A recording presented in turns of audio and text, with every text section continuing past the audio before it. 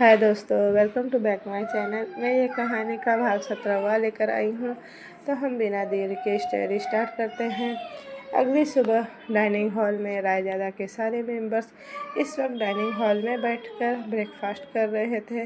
यतीश का चेहरा अफसर था और राहा का सर झुका हुआ था। वह धीरे धीरे करके ब्रेकफास्ट कर रही थी।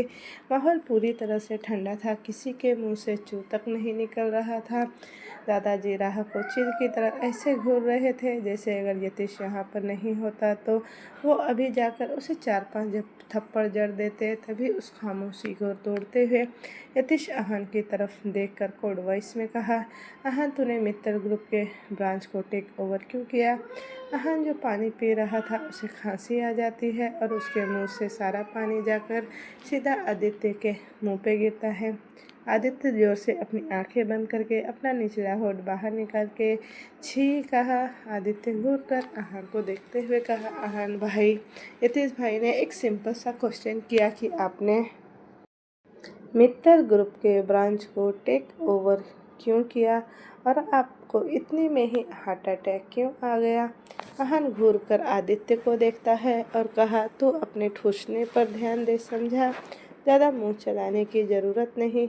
आदित्य अपने होठ के किनारे मोड़ते हुए कहा, पर मुंह चलाकर ही तो खाना खाते हैं ना भाई, बिना मुंह चलाए कैसे खाना खाऊं? आहन आदित्य की बात को इग्नोर करते हुए यतीश की तरफ देखता है और अपना गला साफ करते हुए कहा, वो भाई उस ब्रांच के सेल्स वैल्यू मार्केट में इंक्रीज कर रहे थे, इसीलिए मैंने उसे परचेस कर लिया। आदित्य अपने चेहरे पर लगे पानी की बूंदों को साफ करते हुए कहा, रियली भाई, अगर मार्केट में उस ब्रांच के शेयर वैल्यू बढ़ रहे हैं तो मिस्टर मित्तल ने वो ब्रांच आपको सेल क्यों किया? आहन खा जाने वाली नज़रों से आदित्य को देखता है जैसे आंखों से ही उसे भस्म कर देगा। आदित्य 4 दांत दिखाकर हंसते हुए कहा, बोलिए बोलिए भाई, अब तो मैं भी आप दोनों की तरह बिजनेस के बारे में काफ़ी कुछ जानकारी हासिल कर चुका हूँ। आहन इधर उधर देख रहा था, उसे समझ में नहीं आ रहा था कि वो क्या करे। तभी उसकी नज़र रायता के बाउल पर जाती है। आहन रायता का बाउल उठाकर सीधा आदित्य के सर पर उड़ेल देता है। आहन आदित्य की तरफ फिंगर पॉइंट करके कहा, अपने काम से मतलब रख, अगर ज़्यादा सवाल जवाब किया तो मार मार कर रायता बना दूंगा। आहन चुपके से एक नज़र यतीश को देखकर चुपचाप वहाँ से लंबे लंबे कदम लिए चला जाता है।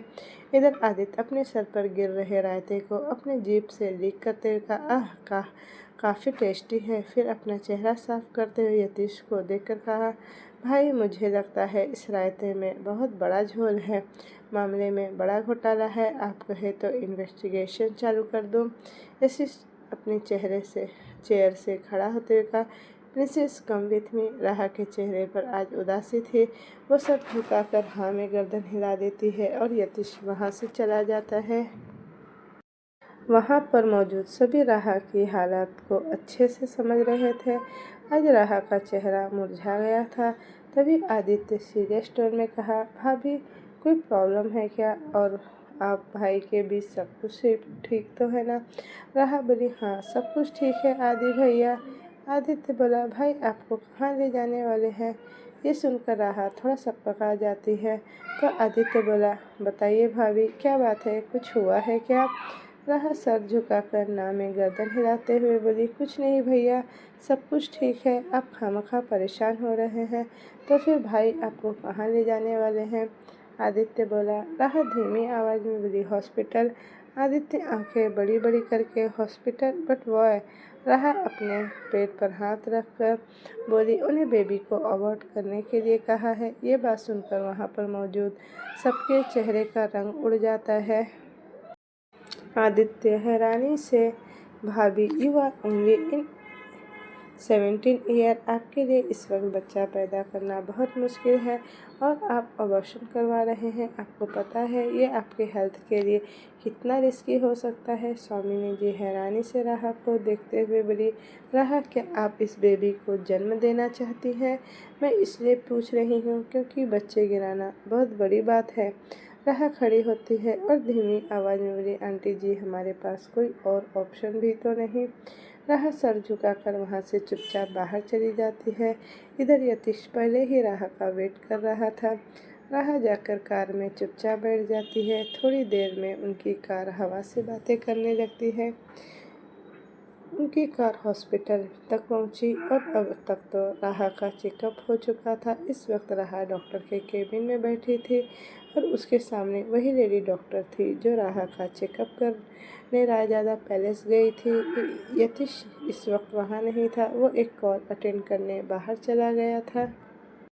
राहा को देखकर वो डॉक्टर एक प्यारी सी स्माइल के साथ बोली, Mrs Raizada, how are you feeling? After all आप माँ बनने जा रही हैं। एक लड़की की ज़िंदगी में सबसे बड़ी खुशी का पल तो यही होता है जब उसे पता चलता है कि वो एक नन्ही सी जान को जन्म देने वाली है। और डॉक्टर अपना दोनों हाथ टेबल पर रखकर बोली, मिसेस रायजादा, आपका बच्चा सेफ है, इसीलिए आपकी बॉडी बहुत वीक है और इस वक्त आपका स्ट्रांग होना बहुत ज़रूरी है। इसीलिए मैं कुछ विटामिन्स लिख रही हूँ, टाइम टू टाइम आपको लेना पड़ेगा। राहा सर झुका के रखी थी। राहा धीमी आवाज़ में बोली, डॉक्टर, हम आपसे एक सवाल पूछ सकते हैं क्या? ऑफ कोर्स मिसेज रायजादा, आपके मन में जो भी सवाल है आप वो पूछ सकती है, डॉक्टर बोले। राहा बोली, डॉक्टर, हम प्रेग्नेंट कैसे हो सकते हैं? हमारा मतलब है कि हम एक हफ्ते पहले ही तो हमारा पीरियड आए थे, शायद आपको कोई गलतफहमी हुई है। राहा की बात पर डॉक्टर थोड़ा सकपका जाती है और अपनी नज़रें चुराने लगती है। फिर थोड़ी तेज आवाज़ में बोली, मिसेस रायजादा, आप प्रेग्नेंट है।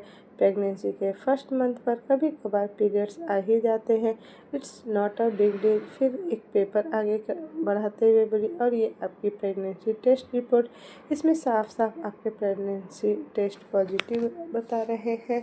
राहा उस रिपोर्ट को देखती है तो उसकी आंखों में नमी उतर जाती है। राहा सर झुकाकर सिसकने लगती है। राहा रोते हुए देखकर वो डॉक्टर शॉक होते हुए बोली, मिसेस रायजादा, आप रो क्यों रही है? ये तो खुशी की बात है ना कि देश के मशहूर परिवार रायजादा खानदान को आप वारिस देने वाली हैं। तभी केबिन का डोर ओपन होता है और बाहर से यतीश अंदर आता है। यतीश को देखते ही वो डॉक्टर खड़ी होकर उसे ग्रीट करती है। यतीश अपना सर हिलाकर उन्हें बैठने के लिए कहती है और खुद उसके सामने एक पैर पे दूसरा पैर रखकर यतीश उनके सामने बैठ जाता है। वो डॉक्टर यतीश को देखते हुए बोले, मिस्टर रायजादा, मैं मिसेस रायजादा से बेबी के बारे में ही बातें कर रही थी। वो इतना ही बोली थी कि यतीश उनकी बात को बीच में ही काटते हुए सर्द आवाज़ में कहा, डॉक्टर, वी वांट अबॉर्शन। आप जल्दी से अबॉर्शन के प्रोसीजर स्टार्ट कीजिए, हम अभी बेबी अबॉर्ट करवाना चाहते हैं। वो डॉक्टर दंग रह जाते हैं और हैरानी से यतीश के इमोशनल चेहरे को देखने लगते हैं। यतीश के इस स्ट्रेट फॉरवर्ड बातें सुनकर उन्हें अपने कानों पर जैसे भरोसा ही ना। वो डॉक्टर बोले, मिस्टर रायजादा, अगर कोई प्रॉब्लम है तो आप डिस्कस कर सकते हैं, लेकिन इस तरह से बेबी को गिरा देना आई थिंक ये सही नहीं है। यतीश कोल्ड नज़र से डॉक्टर को देखते हुए नाक पीस कर कहा, आई डोंट केयर कि आप क्या सोचते हैं और क्या नहीं, आप अब अबॉर्शन प्रोसीजर स्टार्ट कीजिए। यतीश के इतने कोल्ड आवाज़ सुनकर वो डॉक्टर थोड़ा सहम जाती है। डॉक्टर सिंपैथी भरी नज़रों से राहा की तरफ देखते हुए बोली, मिसेस रायजादा, क्या आप भी इस बेबी को अबॉर्ट करवाना चाहती हैं? राहा सिसकते हुए हाँ में गर्दन हिला देती है। वह डॉक्टर आंखें फाड़े यतीश और राहा को देख रही थी। वो डॉक्टर एक गहरी सांस लेकर बोली, देन ओके, हम अबॉर्शन प्रोसीजर स्टार्ट करते हैं। फिर राहा की तरफ देखते हुए बोली, लेकिन उससे पहले मैं आपको एक चीज़ के लिए वार्न कर देना चाहती हूँ, इस अबॉर्शन में आपको काफ़ी नुकसान हो सकता है। ये आपके हेल्थ के लिए बहुत रिस्की है और इस अबॉर्शन के बाद आप फ्यूचर में शायद कभी माँ भी न बन पाए और कभी बेबी कंसीव ही न कर पाए। राहा की आंखें तो ये सुनकर फैल जाती है। तो डॉक्टर फिर से बोली, अगर अब भी आप बेबी अबॉर्ट करना चाहती है देन कम विथ मी। राहा एक नज़र यतीश को देखती है जो बिना कोई इमोशन के डॉक्टर को ही देख रहा था। राहा धीमी आवाज़ में बोली, हम अबॉर्ट करने के लिए तैयार है।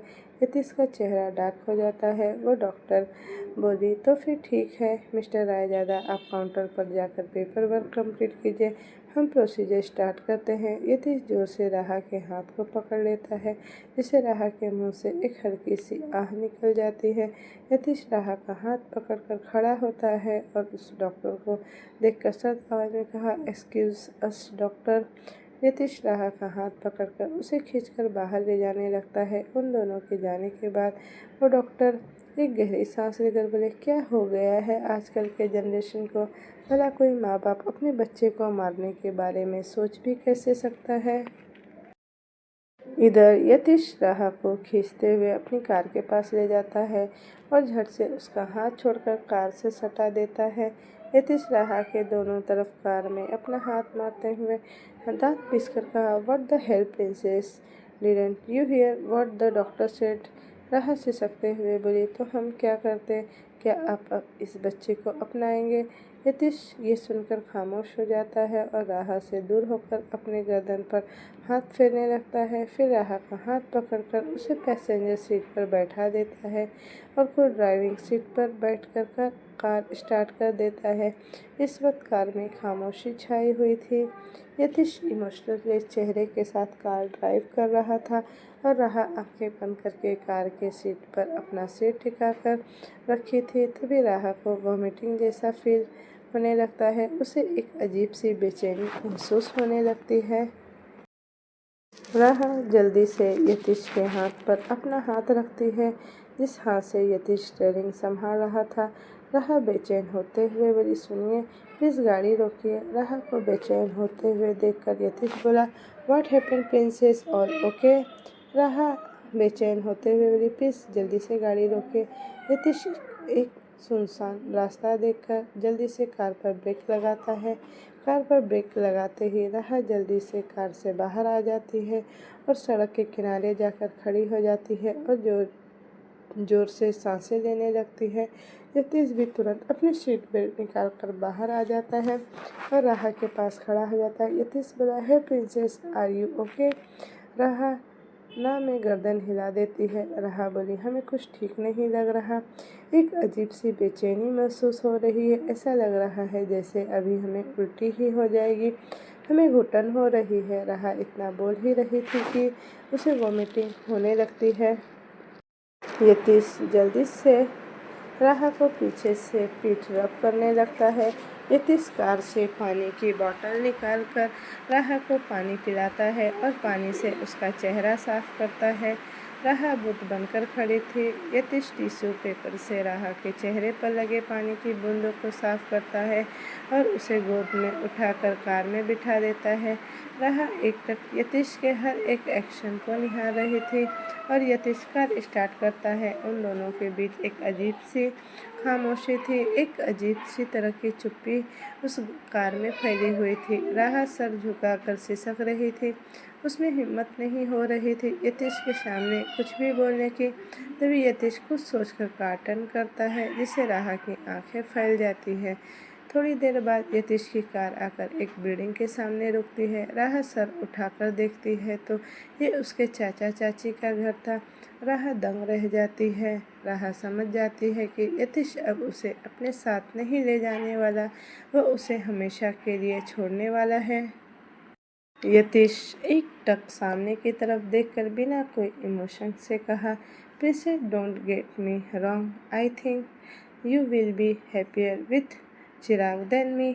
राहा की सांसें सुनकर थम हो जाती है और उसकी आंखों से एक कतरा आंसू बह जाता है।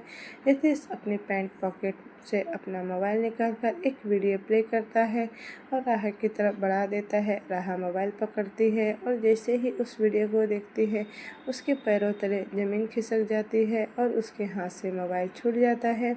उस वीडियो में एक कमरे में चिराग और राहा एक दूसरे को पैशनेटली किस कर रहे थे। चिराग शर्टलेस था और राहा को किस करते हुए वह उसके कपड़े उतार रहा था। देखने से ऐसा लग रहा था जैसे दोनों नशे में धुत हो और वो दोनों एक दूसरे को चूमे जा रहे थे। राहा भी नशे की हालत में चिराग का पूरा साथ दे रही थी। उस वीडियो में आगे का सीन प्ले हो पाता उससे पहले यतीश झट से मोबाइल राहा के हाथ से छीन लेता है और वो वीडियो स्टॉप करके मोबाइल को पॉकेट में रख देता है। वो वीडियो देखकर राहा तो जैसे जम ही गई थी। यतीश राहा की सीट बेल्ट खोलकर उसे अपनी तरफ टर्न करता है और उसके आंखों से आंसू साफ करके उसके चेहरे को अपने दोनों हाथों में भरकर उसके माथे को चूम लेता है। यतीश राहा के साइड का डोर ओपन कर देता है। यतीश जैसे ही उससे दूर होने वाला था कि राहा झट से यतीश की गर्दन पकड़कर अपने करीब खींचती है और अपने चेहरे के बेहद नज़दीक ले आती है। यतीश कुछ बोल नहीं पाता। उससे पहले ही यतीश के होठों पर राहा अपने सॉफ्ट होठ रखती है और उस दोनों के किस से उन दोनों की आंखें साथ में ही बंद हो जाती है। यतीश अब राहा को उस वहाँ से कार से बाहर निकालता है और राहा वहाँ से अपनी चाची के यहाँ निकल जाती है। यतीश राहा को तब तक देखता है जब तक वो उसकी आंखों से ओझल नहीं हो गई। राहा के जाने के बाद यतीश भी कार स्टार्ट करके वहाँ से चला जाता है। अंशुल, एम्पायर, आहान और ऑफिस के कुछ स्टाफ इस वक्त कॉन्फ्रेंस रूम में मौजूद थे और किसी मीटिंग के बारे में सीरियस डिस्कशन कर रहे थे। आहान हेड चेयर पर बैठा था और वैशाली, जो एक टीम लीडर थी, कुछ सीरियस बातें कर रही थी और आहान गौर से वैशाली की बातें सुन रहा था। इस वक्त कुपी भी कॉन्फ्रेंस रूम में बैठी थी, लेकिन उसका ध्यान कहीं और ही था। उसके माथे पर बैंडेज लगे थे और हाथ में पट्टी किया गया था। उसके गाल पर थप्पड़ के निशान तो नहीं थे, लेकिन थोड़ा सा गाल उसका सूज गया था, क्योंकि अपने ही ख्यालों में गुम होकर बैठी थी। तभी वैशाली सबको सब कुछ समझाकर एक सांस लेती है और आहान की तरफ देखकर बोली, सो सर, आपको दुबई जाना चाहिए। ये पूरे 200 करोड़ की डील है, हमें इसे हाथ से नहीं देना चाहिए, क्योंकि अब ये ब्रांच अंसोल एम्पायर में ऐड हो चुका है और अगर ये डील फाइनल नहीं हुआ तो 200 करोड़ का लॉस अंसोल एम्पायर को ही झेलना पड़ेगा और दुबई के डीलर्स अंसोल एम्पायर के CEO से मिले बगैर कोई डील फाइनल नहीं करना चाहते। अगर आप एग्री करते हैं तो मैं कल के लिए फ़्लाइट की टिकट बुक करवा देती हूँ। हाँ, ओके बोलता है। वैशाली अपने दोनों हाथ उस बड़े से शीशे के टेबल पर रखती है, जिस टेबल के अराउंड कुछ स्टाफ बैठे थे। वैशाली कुकी की तरफ देखकर ऑर्डर देने वाले लहजे में बोली, एंड मिस कुकी, आपको सर के साथ 2 दिन के लिए दुबई जाना होगा। कुकी तो अपने ही ख्यालों में गुम थी। उसे तो पता भी नहीं चला था कि वैशाली उसे कुछ बोल रही है। वैशाली बोली, miss Cookie, where is your attention. लेकिन इस बार भी कुकी कोई रिस्पॉन्स नहीं देती। वैशाली को अब गुस्सा आने लगता है। वैशाली टेबल पर अपना दोनों हाथ मारकर तेज आवाज़ में बोली, miss Cookie, can you hear me? I am talking to you. Where is your attention. Cookie जल्दी से होश में आती है और इतनी तेज आवाज़ सुनकर वो थोड़ा सहम जाती है। कुकी चारों तरफ देखती है, सब उसे अजीब नज़रों से घूर रहे थे।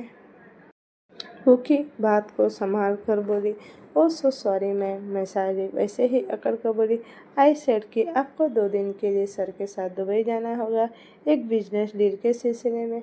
कुकी असहज होते हुए बोली, पर मैं ही क्यों? और भी तो स्टाफ है, वो लोग भी तो सर के साथ जा सकते हैं।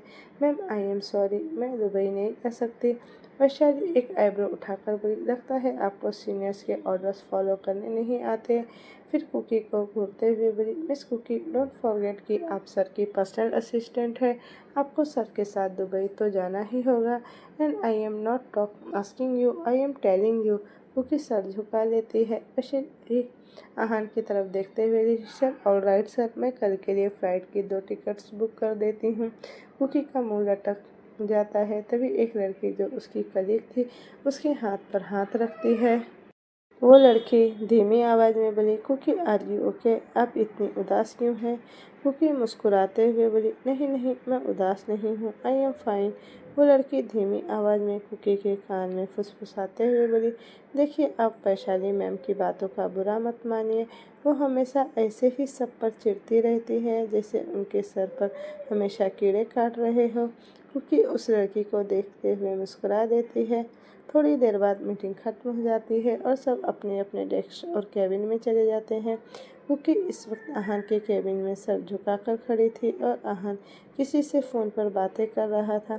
कुकी नज़र झुकाकर अपने दुपट्टे के किनारे को अपनी उंगली में फंसाकर गोल गोल घुमा रही थी और दुपट्टे के साथ खेल रही थी। तभी अहान कॉल डिस्कनेक्ट कर कुकी की तरफ सवालिया नज़रों से देखते हुए कहा, क्या कह रही थी तुम? अहान की आवाज़ सुनकर कुकी थोड़ा सहम जाती है और डरते हुए बोली, वो सर, मैं आपके साथ दुबई नहीं जा सकती। आप अपने साथ किसी और को ले जाइए। अहान के एक्सप्रेशन और कोल्ड हो जाते हैं, जिसे भांपकर कुकी थोड़ा सिकुड़ने लगती है। अहान खड़ा होकर कुकी के पास जाता है, जिसे कुकी अपना सर और नीचे झुका लेती है। अहान अपने एक हाथ से कुकी के दोनों गाल पकड़कर झट से ऊपर करता है और उसके आंखों में देखते हुए कहा, तो तुम दुबई जाना नहीं चाहती? कुकी अपनी पलकें झुका लेती है और तो कुकी हाँ में सर हिलाती है। अहान कुकी के चेहरे के नज़दीक जाकर उसके कान में सड़कती आवाज़ में कहा, तो मेरे साथ एक रात बिता लो। कुकी हैरानी से अहान को देखती है और उसे पीछे की तरफ धक्का देते हुए बोली, अहान सर, बार बार मेरे जिस्म की बोली लगाना अब बंद कर दीजिए। अहान ये सुनकर तिरछा मुस्कुरा देता है। कुकी जैसे ही वहाँ से जाने वाली थी, अहान झट से उसकी कलाई पकड़ता है और उसे पीछे की तरफ मरोड़कर उसके हाथ कमर पर लगा देता है। अहान जल्दी से कुकी की कलाई को खींच लेता है, जिससे कुकी की पीठ जाकर सीधा अहान के सीने से टकराती है। अहान कुकी के कंधे पर अपनी चिन टिकाकर कहा, तुम्हें मेरे साथ दुबई जाने में प्रॉब्लम है या अपने बॉस के साथ दुबई जाने में प्रॉब्लम है? कुकी कसमसाते हुए अपना हाथ छुड़ाने लगती है। कुकी बोली, मैं आपके साथ कहीं पे भी जाने के लिए कंफर्टेबल नहीं हूँ सर। अहान के चेहरे पर एक डेविल स्माइल आ जाती है। अहान अपना हाथ कुकी के पेट पर रखता है, जिससे कुकी की आंखें अपने आप बंद हो जाती है।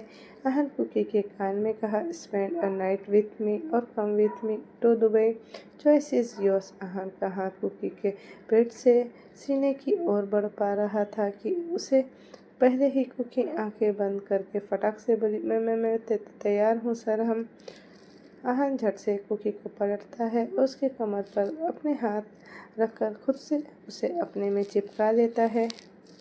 अहान कुकी के ईयर लोब को अपने होठों से छूते हुए कहा, मेरे साथ रात बिताने के लिए? कुकी नज़रें फेर कर हकलाते हुए बोली, नहीं सर, मैं आपके साथ दुबई जाने के लिए तैयार हूँ। अहान डेविड स्माइल करते हुए कुकी के सर पर मारकर कहा, गुड गर्ल।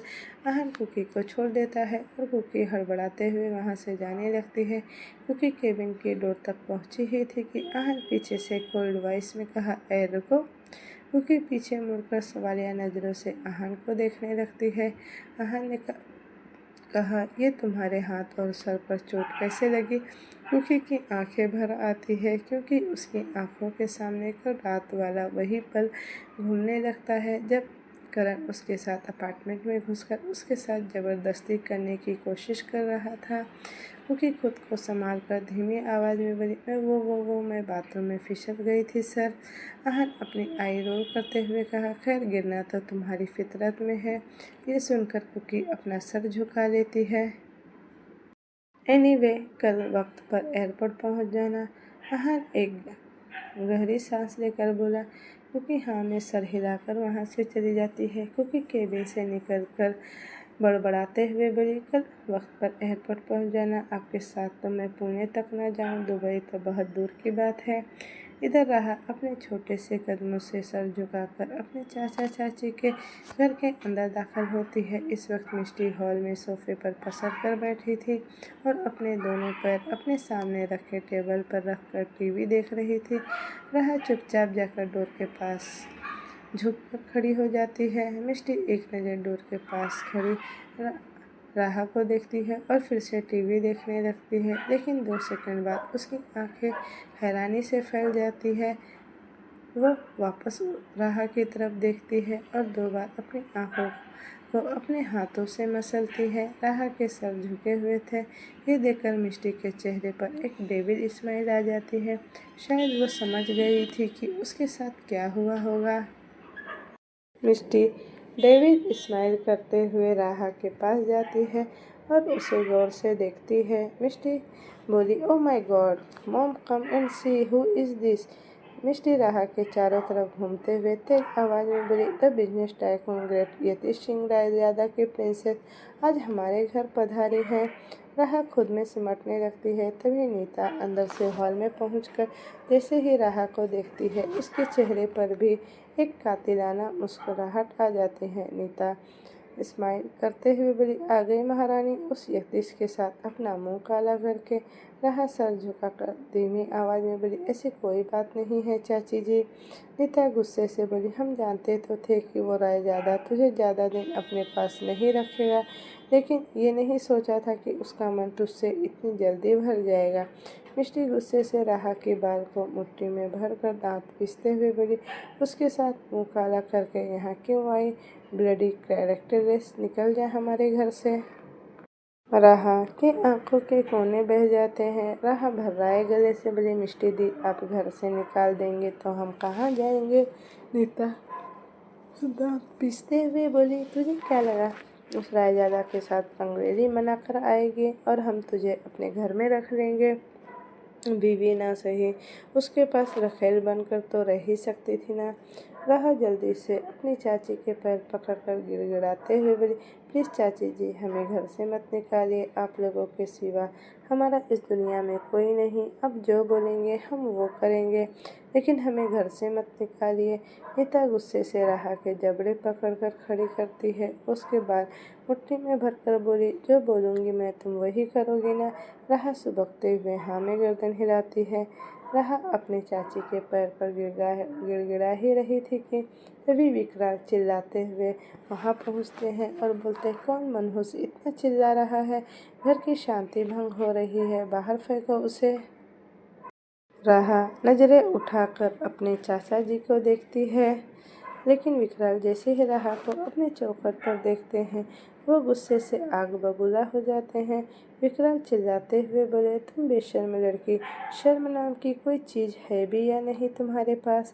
यहाँ मुंह उठाकर क्यों चली आई? मिष्टी तंज कसते हुए बोली, ओह डैड कम ऑन, आपको क्या लगता है कि ये बेशर्म यहाँ खुद मुंह उठाकर चली आई है? उस रायजादा ने चाय में पड़ी मक्खी की तरह इसे अपनी ज़िंदगी से बाहर फेंक दिया है। विकराल राह का मजाक उड़ाते हुए बोले, तेरा वो यतीश बहुत अकड़ दिखा के तुझे लेकर यहाँ से गया था ना, अब क्या हुआ? एक हफ्ते में ही हेकनी निकल गई। तुझे हमारे पैर के धूल चाटना चाहिए कि हम तुझे 17 साल से अपने घर पर रखकर मुफ्त की रोटी ठूसने को दे रहे हैं।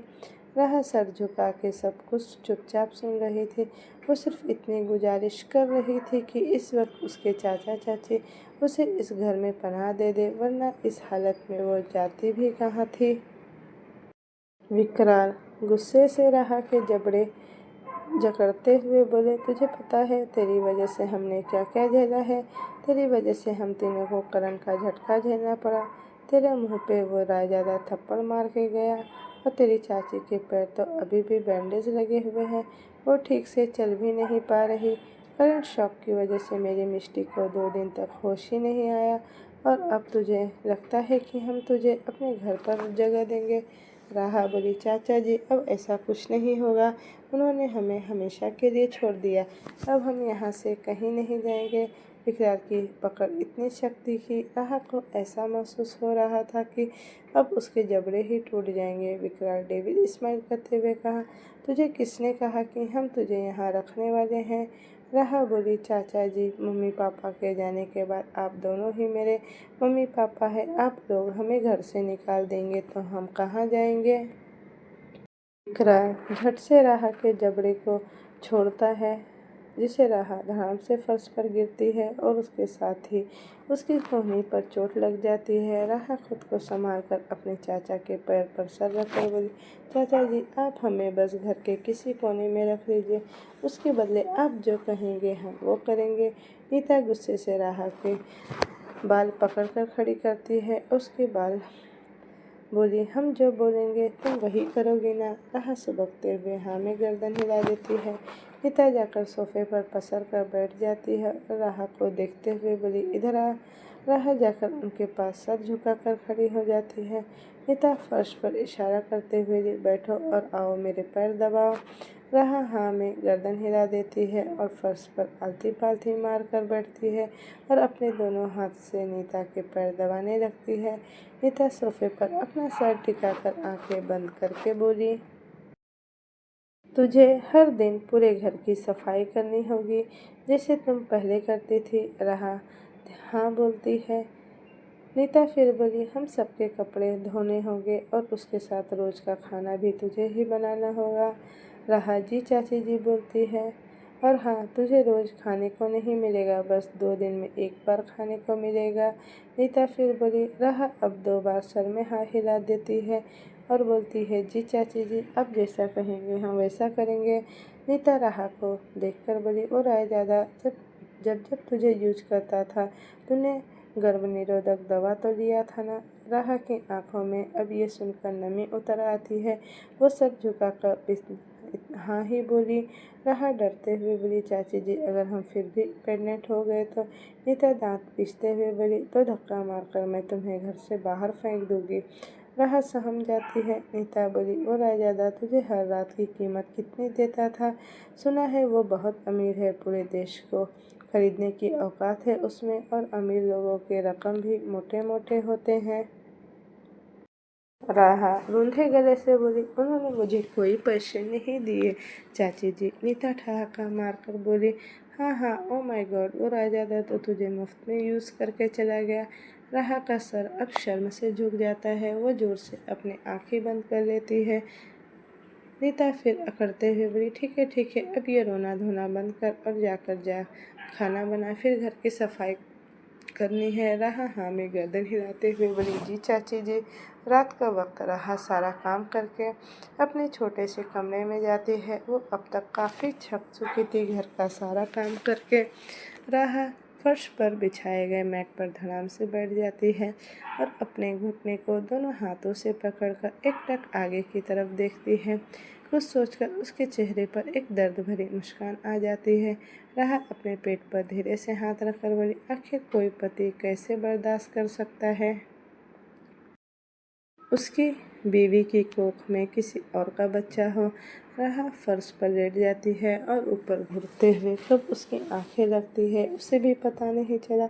अगली सुबह मुंबई एयरपोर्ट अहान मुंबई के लिए खड़ा था। ब्लैक पैंट, ग्रे कलर का शर्ट, ऊपर ब्लैक ब्लेजर और grey necktie, formal leather shoes और हाथ में बॉन्डेड वॉच जिसे वह बार बार देख रहा था। शिव के बालों को सलीके से जेल से सेट करके वो काफ़ी हॉट और डिसेंट लग रहा था। वहाँ से गुजर रही लड़कियाँ एक बार पलटकर आहान को जरूर देखती। उसके पीछे आहान के कुछ बॉडीगार्ड्स भी खड़े थे और इस बात का खास ख्याल रखा गया था कि वहाँ पर मीडिया न आ जाए। आहान से थोड़ी दूर वैशाली खड़ी थी और लगातार किसी को कॉल पर कॉल किए जा रही थी, लेकिन सामने वाला इंसान कॉल पिक करने का नाम ही नहीं ले रहा था।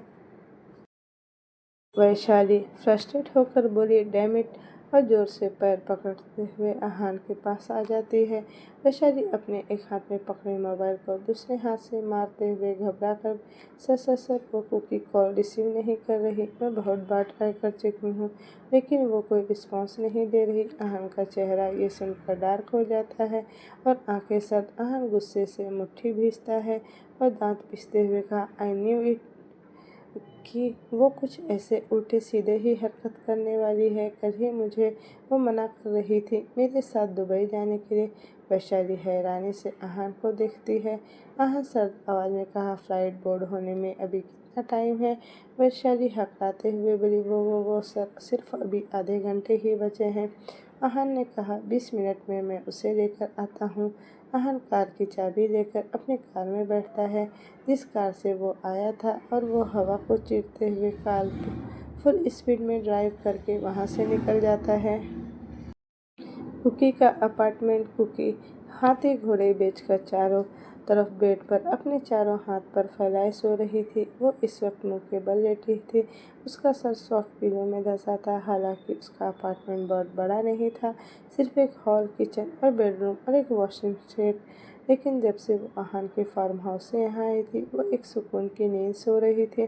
तभी कुकी का डोरबेल बज रहा था, लेकिन कुकी को तो जैसे कोई फर्क ही नहीं पड़ रहा था। तभी 3 से 4 बार फिर से कोई डोरबेल बजाता है। कुकी कसमसाते हुए बोली, कौन है यार, सुबह सुबह सोने भी नहीं दे रहा। कुकी फ्रस्ट्रेट होकर एक पिलो उठाती है और अपने सर पर रखती है और फिर से सो जाती है। तभी लगातार डोरबेल बजती है। कुकी फ्रस्ट्रेट होकर गुस्से से बोली, पता नहीं कौन सी आफत आ गई है, सुबह सुबह नन्ही सी जान को सोने भी नहीं देता कोई भी। कुकी गुस्से से एक पिलो उठाकर दूर फेंकती है और उठकर बेड पर बैठ जाती है और एक लंबी सी उबासी लेते हुए अंगड़ाई लेती है और बेड से खड़ी हो जाती है। तभी फिर से डोरबेल बजता है। कुकी बोली, आ रही हूँ, ऐसे मरे क्यों जा रहे हो, जैसे कोई आखिरी सांसें गिन रहा हो और मुझे देखते ही चित्रगुप्त दूर ही भाग जाएगा। कुकी अपने सारे बात समेट कर जोड़ा बनाते हुए डोर के पास जाकर खड़ी होती है। कुकी जैसे ही डोर ओपन करती है, उसकी आंखें हैरानी से फैल जाती है। कुकी हकलाते हुए बोली, आहान सर। आहान अपनी आंखों में आग लिए हुए कुकी को ऊपर से नीचे देखता है। कुकी इस वक्त वाइट कलर की नाइट गाउन पहनी थी, जो उसकी नी तक आ रही थी। जूड़े से कुछ बाल की लटें निकलकर उसके चेहरे को सहला रही थी और आंखों में दुनिया भर की नींद। कुकी जैसे ही लॉक करने वाली थी कि एक जोरदार किक दरवाजे पर पड़ती है। कुकी डर से सहम जाती है और आहान से दूर खड़ी हो जाती है और आहान गुस्से से कुकी को घूरते हुए उसकी तरफ बढ़ता है, जिसे देखकर कुकी डरते हुए बोली, गो अवे, मुझे आपके साथ कहीं नहीं जाना। आहान कुकी के जबड़े पकड़कर कहा, ओह, तो इसलिए तुम दरवाज़ा बंद करके सुकून से सो रही थी। आहान झट से कुकी को उठाकर किसी बोरी की तरह अपने कंधे पर रखता है, जिससे कुकी की आंखें बड़ी हो जाती हैं। आहान कुकी को अपार्टमेंट से बाहर ले जाने लगता है। कुकी गुस्से से आहान की पीठ पर मारते हुए बोली, ये क्या बदतमीजी है सर, आप हमेशा मेरे साथ ऐसे ही करते हैं। आप मुझ पर अपनी मनमानी नहीं चला सकते। कुकी आहान के गोद में उछलते हुए बोली, छोड़िए मुझे, छोड़िए, leave me, I said leave me. लेकिन आहान को तो जैसे कोई फर्क ही नहीं पड़ रहा था। वो एकटक सामने की तरफ देखते हुए अपने कदम आगे बढ़ा रहा था। आहान कुकी को नीचे अपने कार के पास लाता है और एक झटके के साथ कुकी को छोड़ता है, जिससे कुकी लड़खड़ा जाती है। आहान गुस्से से कुकी को कार पर सटाकर उसके दोनों तरफ हाथ करते हुए दोनों हाथ रखता है, जिससे कुकी जोर से आंखें बंद कर लेती है। आहान का हाथ बहुत पर निकल आए हैं ना तुम्हारे, आज प्यार की भाषा तुम्हें समझ नहीं आता ना, तो फिर ठीक है, ज़बरदस्ती ही सही। आहान कुकी के कान के पास जाकर कहा, अब बताओ कहाँ रात बितानी है तुम्हें, मेरे साथ इस कार में या मेरे फार्म हाउस में या फिर आईटीसी होटल में। कुकी हैरानी से आहान को देखती है। आहान कुकी के गाल पर अपने होठ रगड़ते हुए कहा था ना, spend a night with me और कम विथ मी और टू दुबई। अब ये कार ही सही है आज रात बिताने के लिए। कुकी डरते हुए आहान को देखती है और डर से अपने होठ उसके कांपने लगते हैं। आहान गुस्से से कार का डोर ओपन करता है और कुकी के बाजू पकड़कर उसे कार के अंदर धकेलते हुए कहा, now get in the car. Cookie car के अंदर गिरती है और डरते हुए खुद में समटने लगती है। आहान गुस्से से जाकर ड्राइविंग सीट पर बैठता है और जोर से कार का डोर बंद करके कार स्टार्ट करता है। डर से कुकी की आंखों में अब आंसू आने लगते हैं। कुकी बोली, सर कहाँ जा रहे हैं हम। आहान ड्राइव करते हुए बिना किसी इमोशन के कहा, आईटीसी होटल। कुकी की आंखें हैरानी से फैल जाती है और वो डरते हुए कार के डोर के पास सिमट जाती है। थोड़ी देर बाद आहान की कार मुंबई एयरपोर्ट पर रुकती है। कुकी हैरानी से आहान को देखते हुए बोली, आहान सर, ये तो एयरपोर्ट है। आहान अपनी सीट बेल्ट निकाल कर कार से उतरते हुए कहा, वरना क्या तुम होटल जाना चाहती हो क्या अब? बाहर निकलो अब। कुकी की पलकें झुक जाती है। वो खुद को ऊपर से नीचे देखती है। वो एक वाइट कलर के नाइट गाउन में थी। कुकी धीमी आवाज़ में बोली, सर, मैं अपने लिए तो कोई कपड़े लाई नहीं और ऊपर से मैं एक नाइट गाउन में हूँ। इस हालत में मैं कैसे बाहर आ सकती हूँ? आहान सर चेहरे के साथ कुकी के साइड का डोर ओपन करता है और उसकी बाजू पकड़कर कार से बाहर खींचते हुए कहा, मैं अब इतना गया गुजरा भी नहीं हूँ कि तुम्हारे लिए कुछ कपड़े भी ना खरीद सकूँ। फिर उसे ऊपर से देखते हुए कहा, रही बात तुम्हारे इस हालत की तो ओवर स्मार्ट होने से पहले तुम्हें इस अंजाम के बारे में सोच लेना चाहिए था। ये तुम्हारे ओवर स्मार्ट एक्शन का ही नतीजा है। ये बोलकर आहान वहाँ से चला जाता है और कुकी भी सर झुकाकर चुपचाप उसके पीछे पीछे चलने लगती है। आहान को देखकर वैशाली जल्दी से उसके पास आ जाती है और हड़बड़ाते हुए बोली, सर सर सर वो कुकी। वैशाली इतना ही बोली थी कि उसकी नज़र आहान के पीछे खड़ी कुकी पर जाती है। वो गौर से कुकी को ऊपर से नीचे देखती है, लेकिन अगले ही पल वो ठहाका मार मार कर हंसने लगती है। वैशाली ठहाका मारते हुए, ओ गॉड कुकी, ये आप क्या हालत बना रखी हैं अपनी। You are looking so funny, like seriously. Cookie शर्म से झेप जाती है। वो सफ़ेद नाइट गाउन पहन रखी थी, ऊपर से अपने बालों का मैसी जूड़ा बना रखी थी। ऊपर से आहान ने उसे फ्रेश तक होने नहीं दिया था। वहाँ से आते जाते लोग उसे बड़े अजीब नज़रों से घूर रहे थे, जिससे कुकी को बहुत ऑकवर्ड फील हो रहा था। वैशाली हंसते हुए कुकी के सामने जाकर खड़ी हो जाती है और बोली, आपको पता है कि आप अभी कैसी लग रही है। वो जो रेलवे स्टेशन के पास जो भिखारन बैठती है ना, आपकी हालत कुछ वैसी ही लग रही है। कुकी जान लेने वाली नज़रों से वैशाली को घूर रही थी। वैशाली अपने गले पर एक स्कार्फ ले रखी थी, जिसे वह अपने गले से निकालकर कुकी के गले पर अच्छे से सेट करते हुए बोली, अपने वो 90-20 हॉरर मूवी तो देखी ही होगी ना।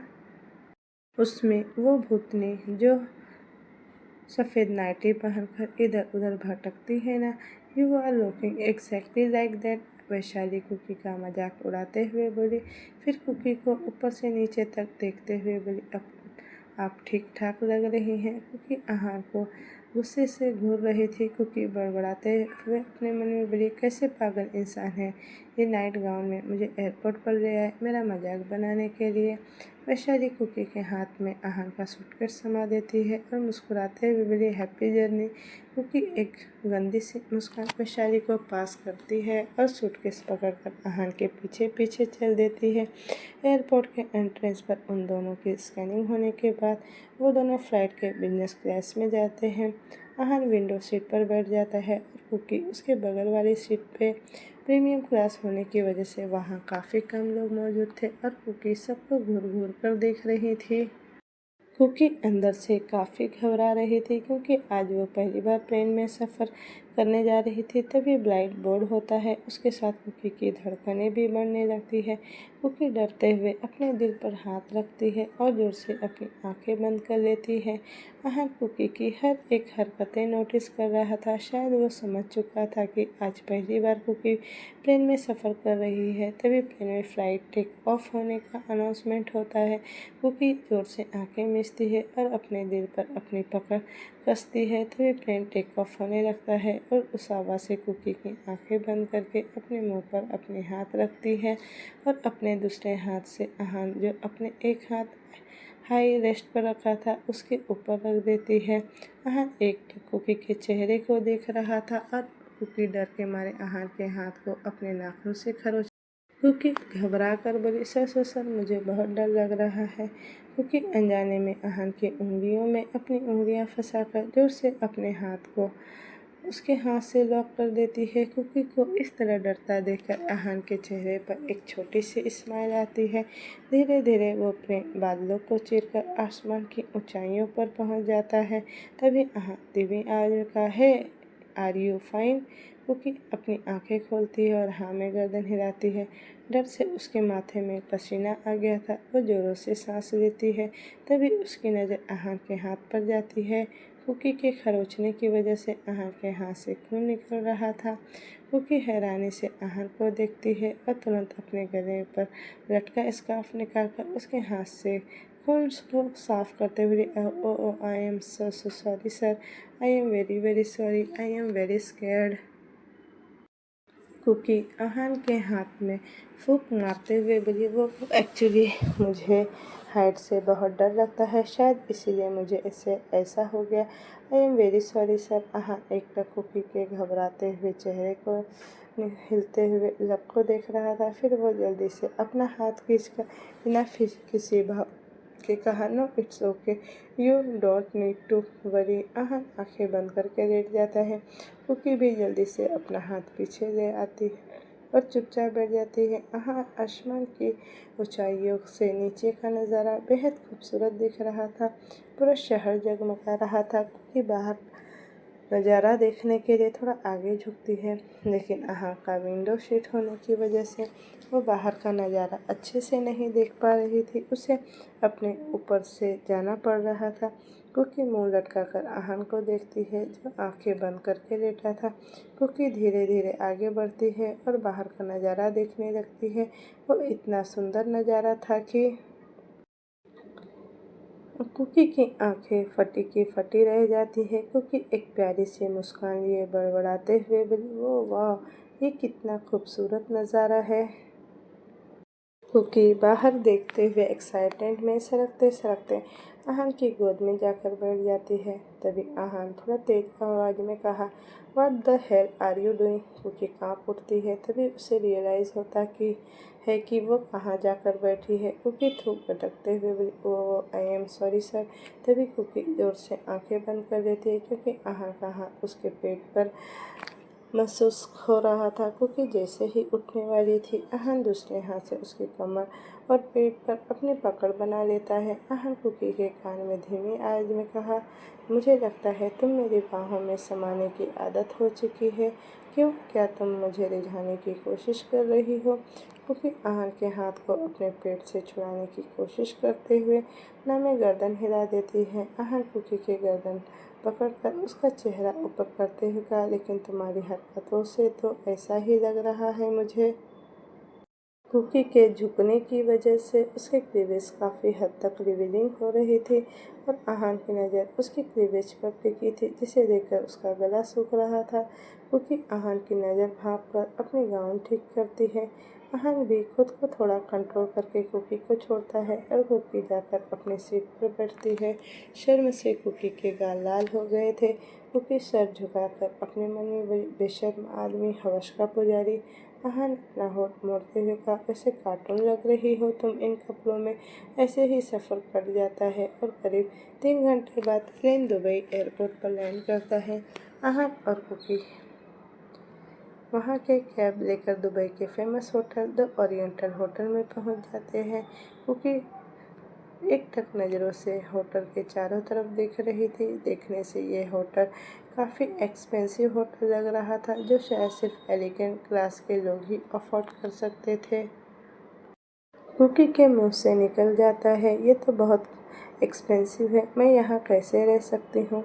अहान बिना किसी इमोशन के साथ कहा, डोंट वरी, ये भाई का ही होटल है।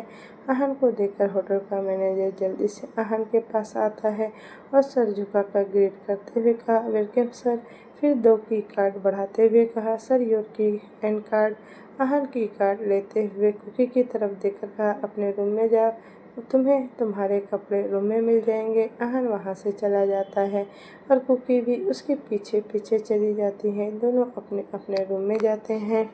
तो दोस्तों, ये कहानी मैं यहीं तक रहने देती हूँ। इसका नेक्स्ट पार्ट मैं जल्दी ही लेकर आऊँगी।